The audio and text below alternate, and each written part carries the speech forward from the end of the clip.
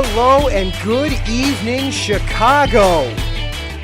Welcome on in to another edition of Chi-Town Weekly here on IE Sports Radio.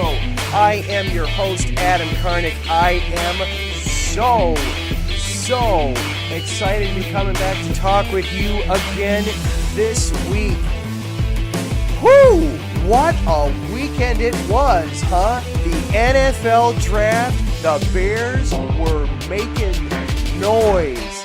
And not just making noise. Dare I say, this was the best class that Ryan Pace has drafted in his tenure with the Bears. Of course, it's early. Nobody wins anything in April. You win the draft, hooray. Nobody remembers it if the team turns around and only finishes with 4 or 5 or 6 wins. But man, does it feel good to be coming out of the draft and everybody's talking about how good of a job they did. Of course, we're going to be talking about Justin Fields and Tevin Jenkins and the rest of the class. We will break down every pick from this class. We will also then turn around and look at the neighbors to the north and to the east and take a peek at how the rest of the NFC North did on their drafts as well.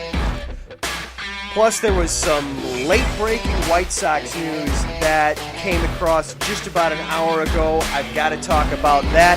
We will do all that and more here on Chi-Town Weekly. Everybody, buckle up. This is gonna be a ride.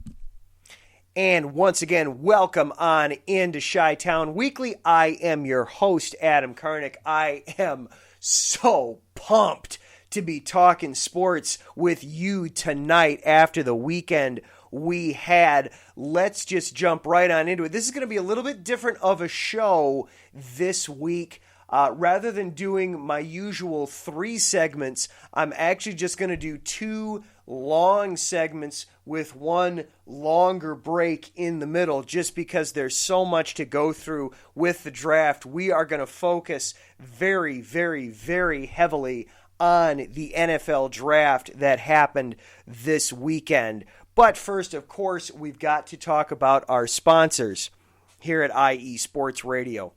Legacy Financial. Last year was a tough year. However, staying positive, keeping your faith, and continuing to work hard is the goal. If you're in a financial struggle at the moment and you need some help, or if you're doing well and you want to get to the next level, either way, give them a call. Also, if you're looking for a new opportunity to work for yourself and earn more money part-time, give them a call. You can call AO at 510-928-2104 to book your appointment today. Andrew and AO are just 2 people on a mission to help families build a legacy. Follow them on Twitter at legacy_uncut, Instagram at sims_uncut, or find them on Facebook at Legacy Financial. Also, the Southern California Warriors semi-pro football team. The world of semi-pro sports is unlike any other sports organization. Players pay to play in hopes of so many different outcomes, whether it's playing to get filmed to try out for professional teams, big-time colleges, or just playing to stay in shape. No matter what, all semi-pro players have one thing in common, and that's playing for the love of the game. The SoCal Warriors have been on a quest to earn titles and give players second chances since 2017. Whether you're in Southern California or anywhere in the world, give semi-pro sports a chance if you love your sport. You may get that second chance you've been waiting for as an athlete. Find them on Twitter at SoCal Warriors, on Instagram at Southern California_Warriors, or just look them up on Facebook at Southern California Warriors.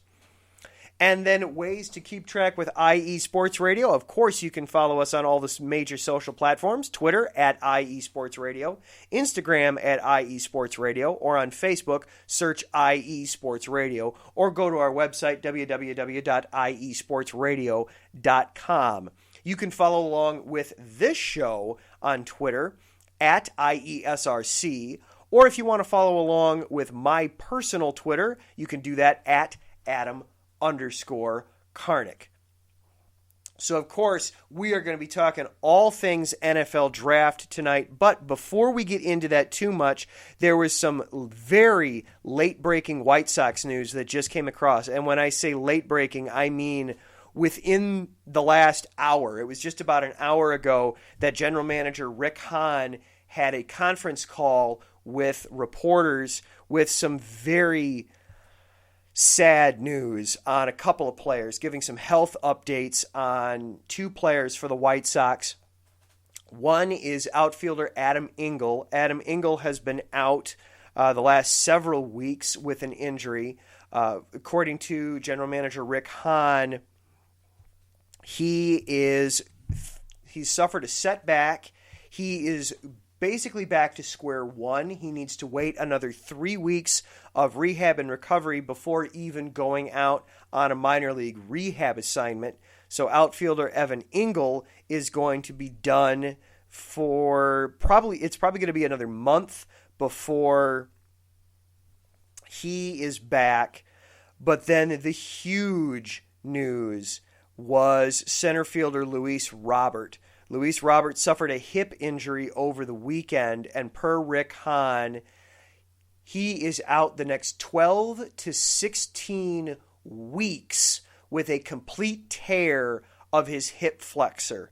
And when I say out 12 to 16 weeks, per Rick Hahn, he can do no baseball activity for the next 12 to 16 weeks, no baseball activity at all for the next 12 to 16 weeks. It's looking like he may need surgery. Even if he doesn't, he's still on a 12 to 16 week timeline before he can even resume baseball activities.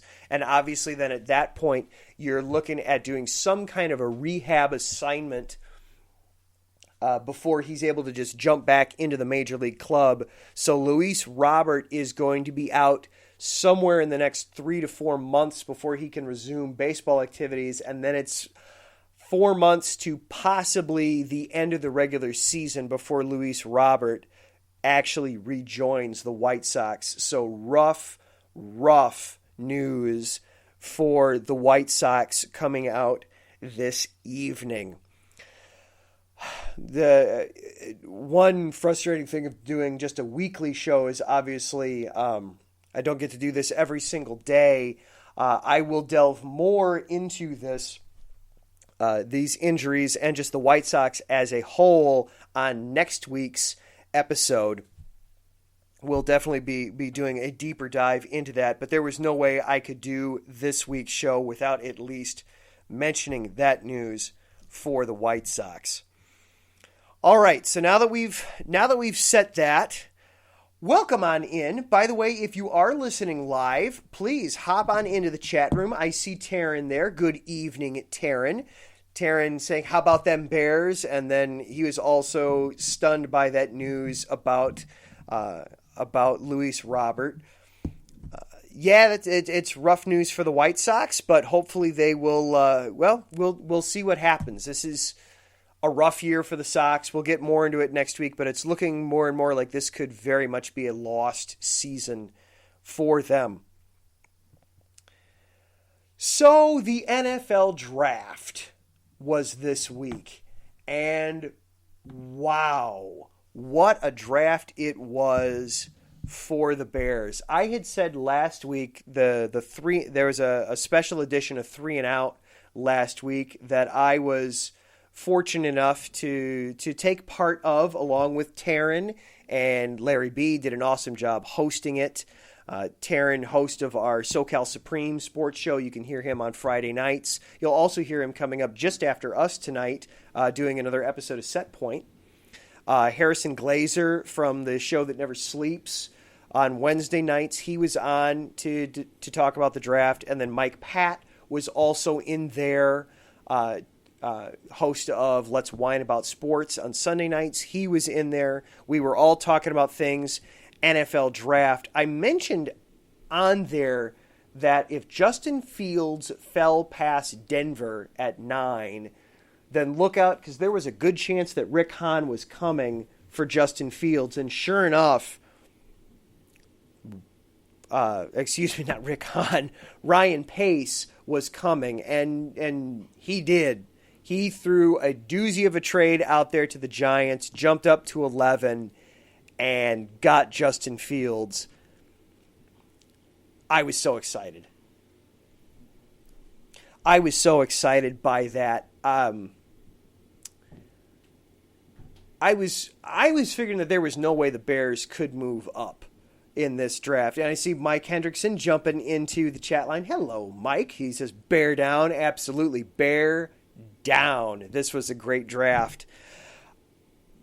I didn't see the Bears being able to acquire Fields because, frankly, I thought it was going to take getting up to 4 or 5 or somewhere in that top 10 range to be able to get him. When he fell out of the top 10, that's when it felt like this could happen. There was a little bit of that buildup all throughout the week and throughout that day when you were hearing, oh, the Broncos have gone and acquired Teddy Bridgewater. Maybe they're not going to be looking at the quarterback market anymore. Of course, the Panthers acquired Sam Darnold. Maybe they're not going to be looking at a quarterback anymore. And all these teams, the Lions, that sounded like the Lions really aren't going to be looking at quarterback. Maybe it'll be possible that Fields could fall. And to me, it's kind of ridiculous that Fields fell as far as he did. I honestly, I think what happened in the case of Justin Fields is he became yesterday's news. That you saw Zach Wilson have his amazing pro day, and suddenly, oh man, he became the hot topic. He became the guy to talk about. And Trey Lance put together a great pro day, and oh man, he suddenly became the guy to talk about. And Justin Fields, it was, well, yeah, he's good. You know he's good. But he kind of got stale there, and people began poking holes, and, oh, well, he's got epilepsy. Oh, well, they started just finding excuses to not take him up in the top 10. When you put on the tape, that's a top 10 quarterback. That's a top 10 talent overall. So for him to fall to 11, yes, it cost the Bears a lot to get up there to get him. It cost him a first-round pick in addition to the 20th overall. It cost him some extra moves. But if there was a guy to move up for on my board, it was Fields. And so to get up and get him, I'm pumped. I'm excited. I don't think I have come down completely yet from that. I am so excited. It's a little deja vu all over again. This is very similar to the playbook we saw in 2017 of you go out and you get a veteran quarterback. You tell that veteran quarterback, hey, you're going to be quarterback one. You're going to be our guy. And then you make a move up in the draft.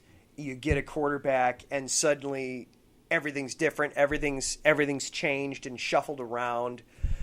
But the more you look at it, though, where Trubisky was a reach, Fields at 11 is huge value. And as for the trade, just like with Trubisky back in 2017, and just like with every other quarterback, San Francisco's having this conversation too. If at the end of the day, if Fields pans out and if Fields turns out to be the answer, nobody's going to care what it cost. You got him. You got the guy. If Fields is the guy who is starting in Chicago for the next 10 to 15 years, nobody's going to care that the Giants got 2 first-round picks at the expense of the Bears in the 2022 draft. Because for the first time since Sid Luckman back in the 1930s to 1950s, the Bears have a legit franchise quarterback. I know that Pace did his due diligence and said that Andy Dalton is still going to start the year off as the starting quarterback, and that's fine. I set the over-under at 4.5 starts for Andy Dalton. I'm looking at the Mike Glennon number from 2017. Mike Glennon started 4 games before being benched in favor of Trubisky. That's the number to me. To me, Dalton's a better quarterback than Glennon was, so I think Dalton has the potential to start 5, 6, 7 games. But at some point, Fields is ready. The other argument I've seen made quite a bit this past week is, well, look at Patrick Mahomes. When Nagy was coaching Patrick Mahomes in Kansas City, that Patrick Mahomes sat his entire rookie season before they put him in. That could be what happens this year with Justin Fields. And that could happen. I think that's unlikely, though, for a few reasons. One, the Chiefs at that time in 2017, they had Alex Smith, who was still playing very good football, and that team was winning. There was no reason to throw Patrick Mahomes in there early and potentially disrupt what was otherwise a playoff team that already had championship aspirations, even with Alex Smith playing at quarterback. There was no reason to rock the boat there with that. You had the luxury of time on your side. Andy Dalton is not Alex Smith circa 2017. That's not what he is. He is a placeholder. He's a fine, capable backup, but he's not going to put the team on his shoulders and carry the Bears to victory this season. So that doesn't hold water to me. And also looking at the two quarterbacks, Justin Fields is more polished and more NFL ready now than Patrick Mahomes was in 2017. I'm not saying that Justin Fields is Patrick Mahomes now. I hope he becomes Patrick Mahomes. Certainly that's the goal, that's the ceiling, that's what you're shooting for. But I feel that right now, Justin Fields entering the NFL is more ready to take over a team and be the guy than Patrick Mahomes was in 2017. Remember, in 2017, Mahomes, he had all the raw talent, but it was very unpolished. He was a horse racing analogy. He was a young buck that he was a young thoroughbred that needed to be, I'm blanking on the word, that he needed to be reined in. He needed to be trained. He needed to be harnessed some. That's what Patrick Mahomes was in 2017. Fields is more polished, is more NFL ready now than Mahomes was 4 years ago. So that's another reason that I think Fields will see the field earlier. He'll get more than one start this season. I don't know how many it'll be. I suspect it wouldn't shock me at all if it's double digits, especially now that there's 17 games as opposed to just 16. It wouldn't shock me at all if Justin Fields starts double-digit games this year for the Bears. Some of it, too, is going to depend on the schedule. Just how does the schedule line up? Where is the bye week? Where does the Thursday night game wind up? If you remember in 2017, part of the reason the Bears were able to go to Trubisky when they did was they had a Thursday night game week 3 and then week 4, and then their week 5 game was a Monday nighter. So that was almost a built-in bye week where they were able to say, all right, Mike, you showed us what you got. This isn't cutting it. If this is what we're going to get from you, we may as well just put Trubisky out. If we're going to have to play ball control offense anyway, even without Trubisky, we may as well just go to Trubisky. And they had almost a bye week built in there to get Trubisky ready. So we'll look at what the schedule once the schedule is released, you'll have a better idea of when we might expect to see Justin Fields. But I completely expect to see Justin Fields this season, probably for double-digit starts. For the rest of the class, Tevin Jenkins at tackle in the second round, 39th overall. Again, the Bears jumped up to get him. And I see Taryn in the chat. Maybe Justin Fields has the same success as Justin Herbert. I hope so. I hope that Fields comes out and just shows right away that he's got it and he's going to be the man. I think he will. I'm very hopeful. And especially having somebody like Jenkins out there blocking for him. I had a first round grade on Jenkins. I actually expected Jenkins to go in the first round. I had him pegged to Jacksonville at 25.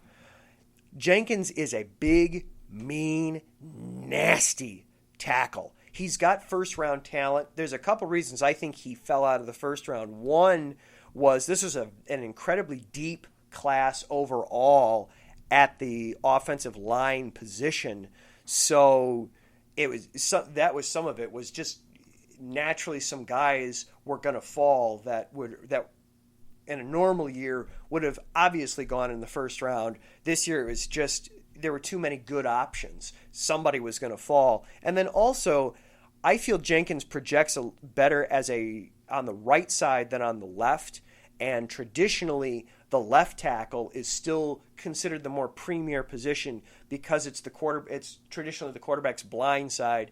You have to be a little bit more athletic of a tackle to play on the left side than you do on the right side. The right side is traditionally a little bit of your meaner guy, a little bit more of your mauler, we're setting the edge for the run game kind of a situation. And to me, Jenkins fits into that just so perfectly on the right side. Fortunately, the Bears, they have a hole on the right side. So to throw him in on the right side, to me, is great. Now, they did announce today that they are moving on from Charles Leno, who for the last 5 years has started on the left side. So that could be opening up space for Jenkins to be the new left tackle. I feel that's a mistake. I would have preferred they held on to Charles Leno, even though he wasn't a stud left tackle. He was durable and he was serviceable on the left side. And that would allow you to put Jenkins into the right side where he probably plays a little more comfortably. But they feel that Jenkins can be the starting left tackle from day one. Get him out there. Let's see what he can do. It certainly cleared up cap space, $9 million in cap space, which the Bears were under the gun there in the cap, so it makes sense. All right, then you drop all the way down to the 5th round at 151st overall, Larry Borum, a guard out of Missouri. Another big, mean, tough lineman. Again, wanting to protect Justin Fields. It's very common to see teams, when they get their quarterback, they turn around and they either give him weapons, toys to play with, or they give him linemen to protect him. Pace decided, you know what we need to do is we need to bolster our offensive line. We need to protect Dalton and then eventually Fields. So to get Larry Borum, he's probably not going to start right away out of the gate. He needs some work. He needs some finesse yet to be ready to play right away in the NFL. But certainly as one of your reserve offensive linemen, your backup guard, maybe even your backup tackle, Borum is an outstanding depth guy. Great upgrade there in the room. Then on to the 6th round. Several picks in the 6th round. At 217 overall, running back Khalil Herbert out of Virginia Tech. Small guy, only 5'8", but he's big. He's stocky. He's over 200 pounds. Doesn't have breakaway speed, but can be a guy that when he gets ahead of steam going, can be tough to bring down. The Bears last year, when after Tariq Cohen went down with his torn ACL, the Bears really had nothing at the backup running back spot. They put a lot of weight on David Montgomery's shoulders, and they did some mixing and matching with some different players, but they couldn't really settle in on a nice guy that could just give Montgomery a breather, be it for a drive or for a play or for a couple of drives, whatever the case may have been. They couldn't find on that. They couldn't peg that. So Herbert, let's see. He might be somebody that can come in and be that Montgomery needs a break. You can put Herbert in and get solid production there. Then at 221 overall, Daz Newsome, wide receiver out of North Carolina. Kick returner, kick returner, kick returner. Here's the replacement for Cordero Patterson. Great speed, excellent punt returner in college. I see him filling in the gadget role. As a wide receiver, he has a lot of work to do to work. He's got to work on his route running skills. He's got to work on his hands. He's got to get softer. He's got to build his route tree. He's got a lot of work to do as a wide receiver. But as a kick returner, he should be able to take over that role, take over for Cordero Patterson, might even be able to fill that gadget role that Patterson was the past couple seasons for the Bears. So Daz Newsome, 6th round wide receiver out of North Carolina. So I like that pick for what you're getting there. Again, in the 6th round, 228 overall. Finally, they went defense. Thomas Graham Jr., defensive back out of Oregon. Good depth with this guy. Again, he's probably not going to be somebody that's going to jump in and challenge for a starting spot right away. He's not going to challenge to take over for Kyle Fuller, the departed Kyle Fuller. But he should play some special teams, and I wouldn't be surprised at all to see him get some work in as the dime defender. And we all know anymore in the NFL, you play a lot of time in nickel and dime. So there will be a role for Graham on this team this season. So a good pickup there. And then finally in the 7th round at 250 overall, Kiris Tonga, a defensive tackle out of BYU. This is Eddie Goldman's backup. When Eddie Goldman opted out last year, it took the Bears a long time to figure out what to do at that nose tackle position. They didn't really have a natural replacement for Eddie Goldman. They've got somebody now that can be that backup. Obviously, you want Eddie Goldman back. Tonga's got a lot of work to do to be ready to play in the NFL, but he's got the physique, he's got the build of a 0 or a 1 technique defensive tackle where he's just lining up straight across from the center and just demanding a double team. He's going to need some work to get to that point, but an excellent 7th round selection there. Quick look through the chat room. Mike Hendrickson. So you think Fields is going to break the mold of Ohio State quarterbacks?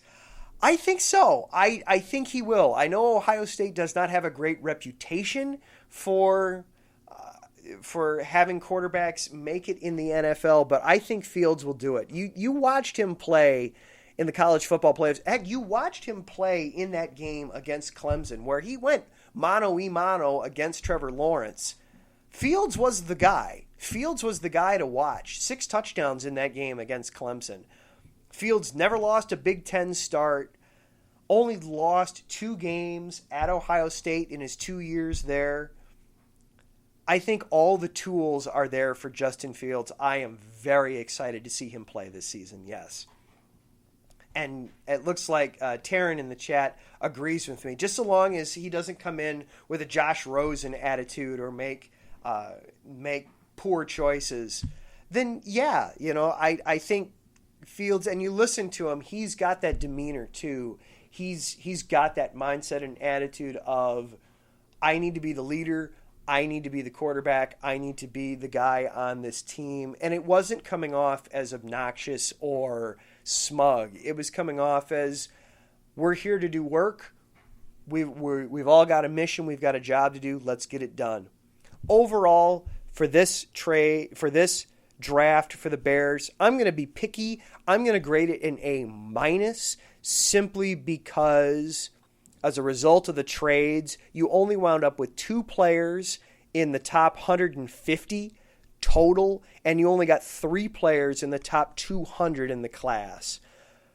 In the end, that's going to come back to bite you eventually as a general manager, as Ryan Pace. You're going to have to eventually just learn to stay put or even trade backwards to get extra picks to help replenish your roster and replenish your depth. The other thing that struck me with this, a couple other thoughts that struck me with this class was, one, Pace and Nagy, they obviously feel that with the weapons they have between Allen Robinson, Darnell Mooney, Cole Kmet, David Montgomery, Tariq Cohen, that they've got the weapons there already. They just needed a quarterback, and they needed that quarterback to stay upright to be able to let those weapons flourish and shine.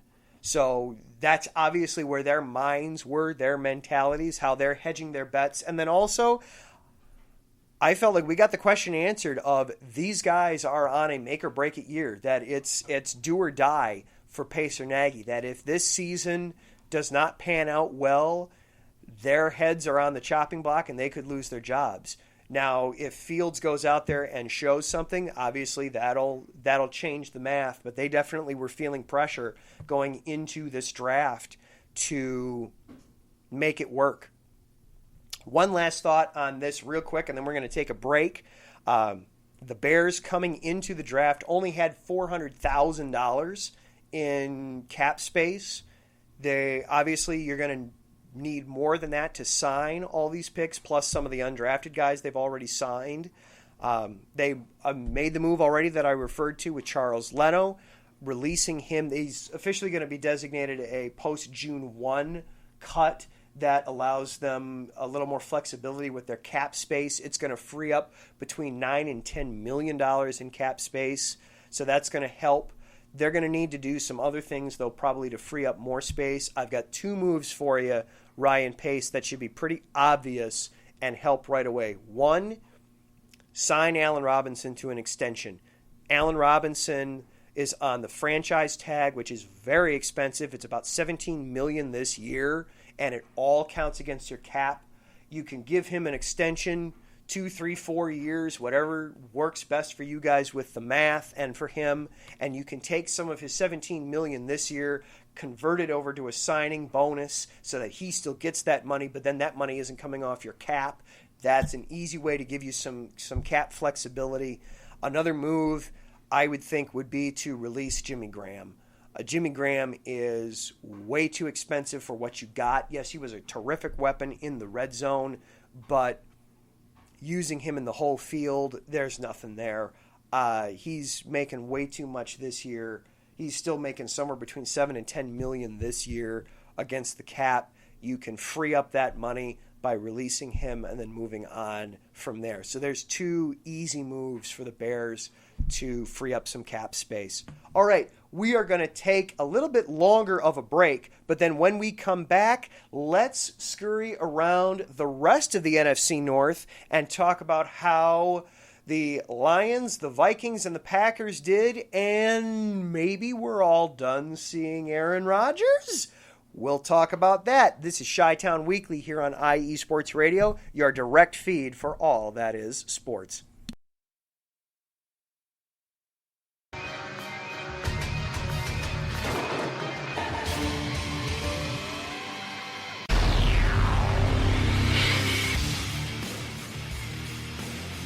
Wrestling fans in the podcast world, you are in the right place to listen to the right show, the premier show in the professional wrestling podcasting world. This is Ring Rambling Radio, and you are listening to one of the co-hosts. I am Martin Sandoval, a.k.a. the SoCal Saint, along with my 2 co-hosts, the lovely Felicia and my boy Matt. Yes, every Saturday or every other Saturday morning, you can listen to us, the premier wrestling team, giving you the premier wrestling news, rumors, updates, event discussions, everything that has to do with professional wrestling. You're in the right place. IE Sports Radio presents Ring Rambling Radio. don't miss it because it's just too sweet.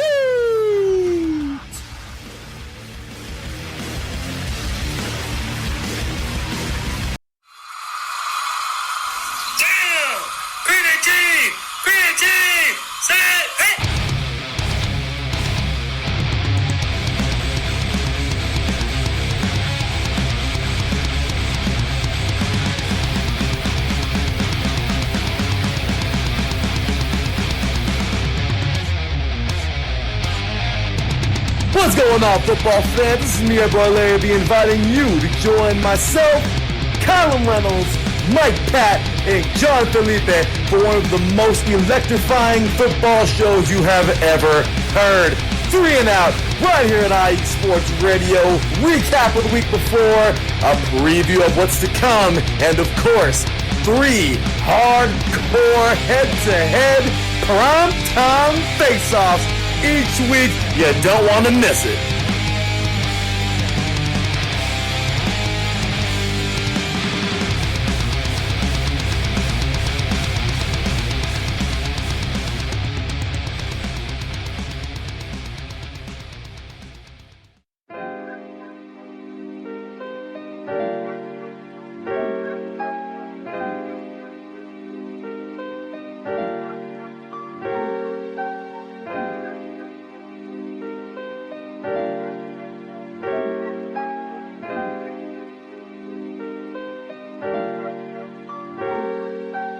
Hello, ladies and gentlemen. My name is Davidson. It's your boy, Dentarius Locke. And we are the hosts of Fast Break here on IE Sports Radio, where we discuss everything in the world of basketball from prep to the pros. You guys should definitely check us out, man. Sunday, 8 p.m. Eastern, 5 p.m. Pacific. We got all the basketball information you guys need, so we look forward to you guys listening in. And please do, because we are the best basketball show on this side of the Mississippi. And please do check us out on Twitter at FastBreakISR. D-Lock, where's our time again? 8 p.m. Eastern, 5 p.m. Pacific. That gives you guys spending time on a Sunday. Tune in.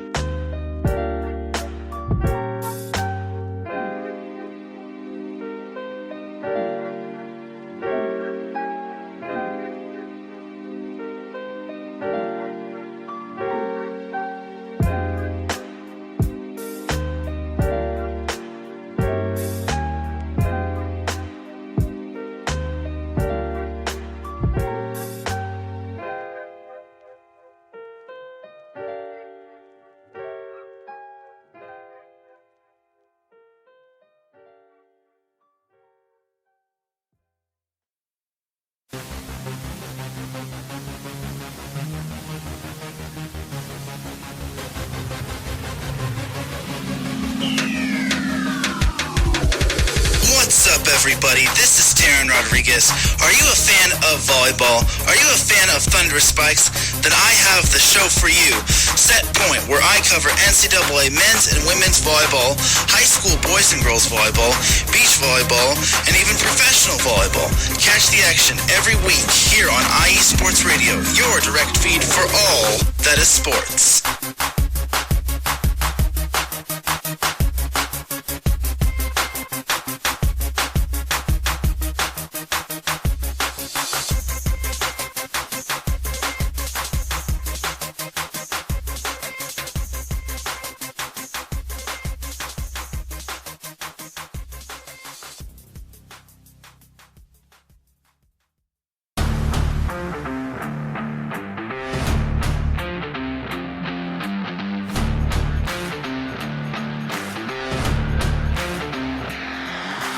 What's good, fight fans? It's your boy, Marcus Los Great, here to give you what you want, here to give you what you need.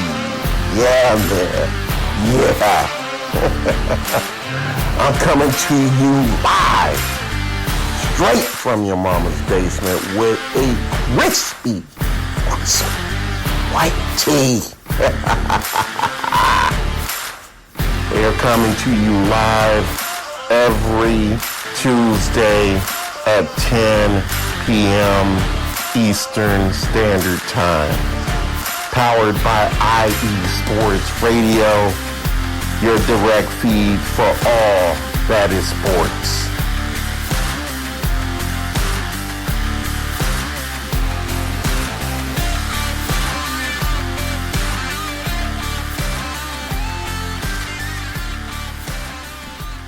And welcome back into Chi-Town Weekly here on IE Sports Radio, your direct feed for all that is sports. Taking a quick peek at the poll we threw up on the Chi-Town Weekly Twitter page. Again, you can follow us at IESRC on Twitter. I asked Bears fans, what grade would you give the Bears for this draft? I had given them an A-. 60% saying an A. And then another 25% saying a B. So you're talking 85% of Bears fans. Obviously not an exhaustive search, but still to get 85% saying either an A or a B, very encouraging and not what we're used to seeing from Ryan Pace and his drafting. It's refreshing, honestly, to see that. I just hope it pans out. All right, real quick, before we go through the rest of the NFC North, one final shout out to our sponsors, Legacy Financial. Last year was a tough year. However, staying positive, keeping your faith, and continuing to work hard is the goal. If you're in a financial struggle at the moment and you need some help, or if you're doing well and you want to get to the next level, either way, give them a call. Also, if you're looking for a new opportunity to work for yourself and earn more money part-time, give them a call. You can call AO at 510-928-2104 to book your appointment today. Andrew and AO are just two people on a mission to help families build a legacy. Find them on Twitter at legacy_uncut, Instagram at sims_uncut, or by searching for Legacy Financial on Facebook. And the Southern California Warriors semi-pro football team. The world of semi-pro sports is unlike any other sports organization. Players pay to play in hopes of so many different outcomes, whether it's playing to get filmed to try out for professional teams, big-time colleges, or just playing to stay in shape. No matter what, all semi-pro players have one thing in common, and that's playing for the love of the game. The SoCal Warriors have been on a quest to earn titles and give players second chances since 2017. Whether you're in Southern California or anywhere in the world, give semi-pro sports a chance if you love your sport. You may get that second chance you've been waiting for as an athlete. Find them on Twitter at SoCal Warriors, Instagram at Southern California_Warriors, or searching Facebook for Southern California Warriors. Taryn chiming in the chat that he gave the Bears a B. It's a very solid draft overall. So how did the rest of the NFC North do? Well, let's start first of all with the Detroit Lions. They drafted at 7th overall, and they got one of the other steals of the first round, offensive tackle Penei Sewell. I'm shocked that Sewell was there in the first round for Detroit at 7 overall. There were a lot of people early on in the draft process that felt that Sewell was the best non-quarterback in this class and at a premium position, too, of offensive tackle left side. For him to fall, he could have very easily gone to the Falcons at 4, the Bengals at 5, or even the Dolphins at 6. So for the Lions to be able to get him at 7 is fantastic value for them. He is an absolute plug-and-play day one guy. What else did they do? In the second and third rounds, they took defensive tackles in both rounds. I thought that was a little surprising. I saw one guy argue that they took the same player 2 picks in a row. I checked in with a buddy of mine who is a Lions fan, and he told me, no. They're both defensive tackles, but they play different roles. That you've got your run stopper, and you've got your pass rushing defensive tackle, your 3 technique tackle if you will, in there. The Levi, I'm going to mispronounce the last name, Onwuzurike from Washington. He's the pass rusher. And then Aleem McNeil, defensive tackle out of North Carolina State. He's more of the run stuffer. So some good value there for the Lions. They then went at 101 overall. They got Ifedu Melifonwu, a cornerback out of Syracuse. That's one of the compensatory picks they got from the Rams as part of the Stafford deal. So helping out their secondary a little bit. Then they finally went weapon on offense at 112 overall. Got Amon Ross St. Brown out of USC, a wide receiver. They needed to do something at wide receiver after losing Kenny Golladay in free agency. I don't know that St. Brown will necessarily be a wide receiver one for them right away. He might be just out of sheer necessity on their depth chart, but getting a weapon there, and then finishing it up with Derek Barnes, a linebacker out of Purdue, and Jamar Jefferson, a running back out of Oregon State. Probably more depth pieces for the Lions, but overall, a good draft by the Lions. A good, solid draft. Getting Penei Sewell is a steal in the first round. A big rule of thumb when you're drafting overall is you want to come away with two starters. Your first round guy and then somebody else at some point that you take. You want to be somebody that you can plug and play as a starter. The Lions achieved that with Penei Sewell, and then I'd say, both defensive tackles that they took, at least one of them, they're going to get a starter very soon, possibly both of them right away. So ultimately, job well done by the Lions. Of course, for the Bears, job well done there as well with Tevin Jenkins and Justin Fields. So that was the Lions draft. Then the Minnesota Vikings, for the second year in a row, oh my gosh, the picks that they had. So many picks. 11 players drafted by the Vikings this year, a year after they drafted 14 last year. First, they got Christian Darrisaw at 23 overall. That's an outstanding pick. Darrisaw was somebody that could have gone as high up as 13 to the Chargers. So for them to be able to get him at 23 overall, they went at 23 after doing a trade with the Jets, which, incidentally enough, I saw a report earlier today that they had their eye on Justin Fields at 14, that after the Bears took Fields at 14, that influenced the Vikings to look at moving down, that they were, if Fields was there at 14, the Vikings were going to take him, which then kind of helps to understand the next pick they had at 66 overall, second overall in the third round. They took Kellen Mond, quarterback out of Texas A&M. Mond is a project guy. He's somebody that the name got thrown out there all the time for the Bears because it was thinking the Bears couldn't get one of the top 5 guys, and Mond was somebody that made sense in the second or third round, somebody that, all right, you're going to need to sit him for a little bit and develop him a little bit. But it's interesting that the Vikings were so focused on quarterback in this draft because they just gave Kirk Cousins an extension. They might not be able to get out of that deal for a few years.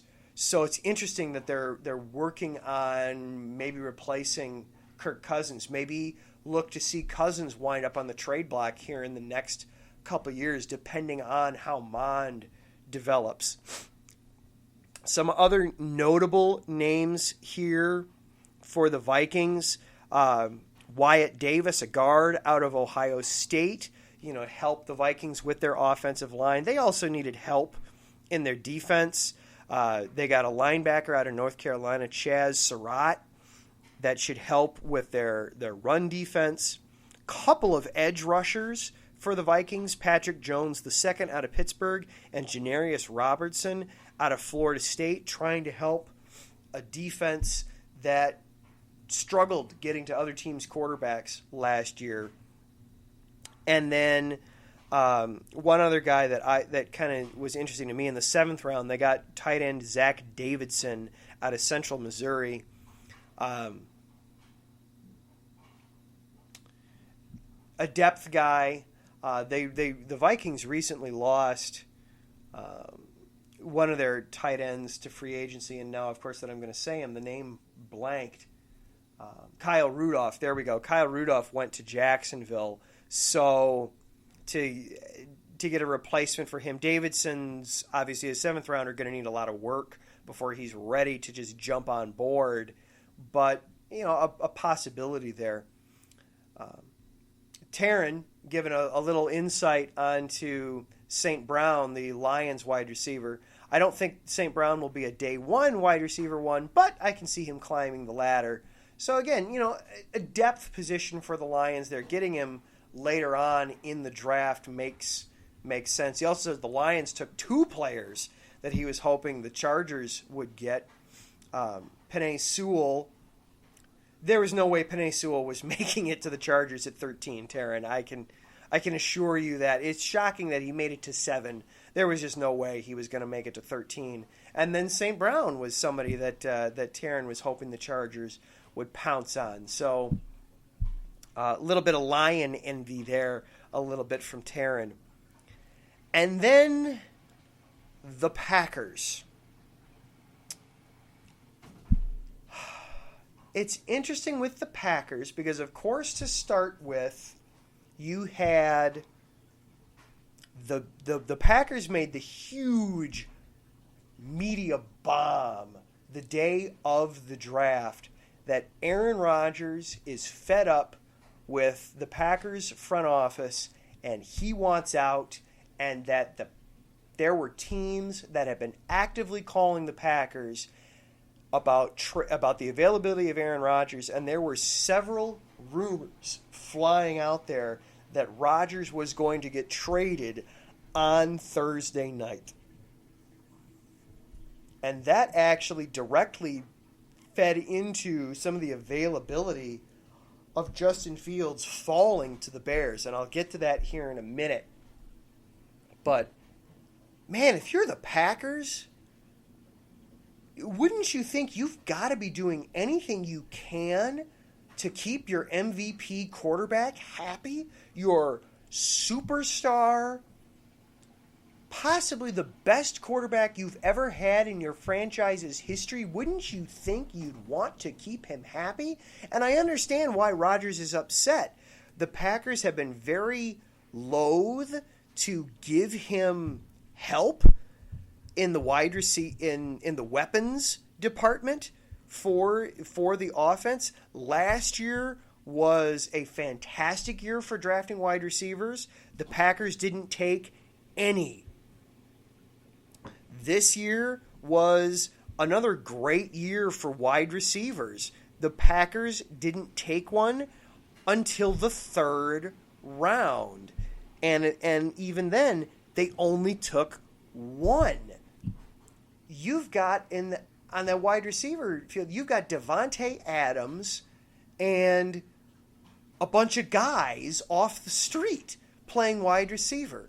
At tight end, they have nothing in the tight end room.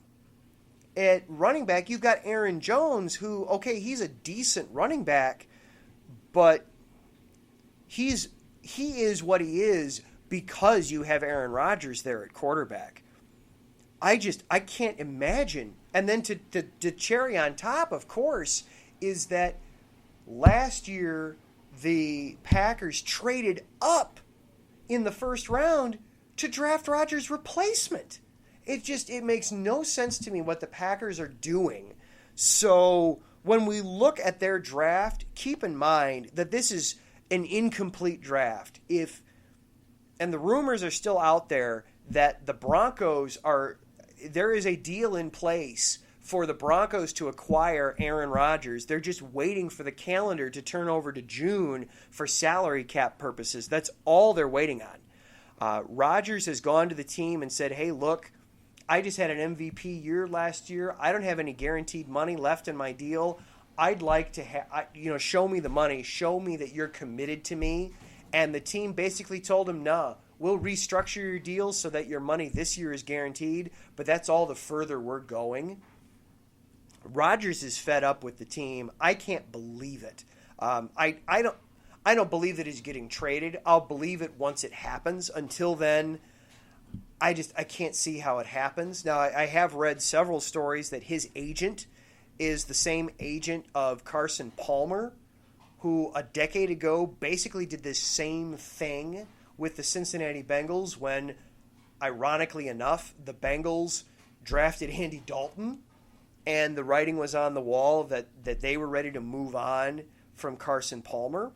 So his agent has the playbook on how to do this, on how to get a successful franchise quarterback off of one team and onto the other.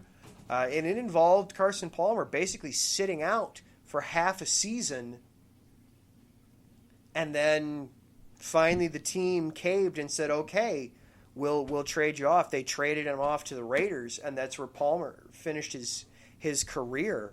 So there is a playbook here for this. There is a strategy for doing this. It's just shocking to think that might be happening with the Packers. The rest of the class for the Packers, I mean, they filled some holes. They got a couple corners. They did get some offensive line help. But, man, if they don't satisfy Aaron Rodgers, I don't see how there's any help for them. And it's shocking to see if the Packers do indeed trade away Aaron Rodgers, if they believe that Jordan Love is the answer, I think the Packers are a 4 or 5 win team. I just don't see how they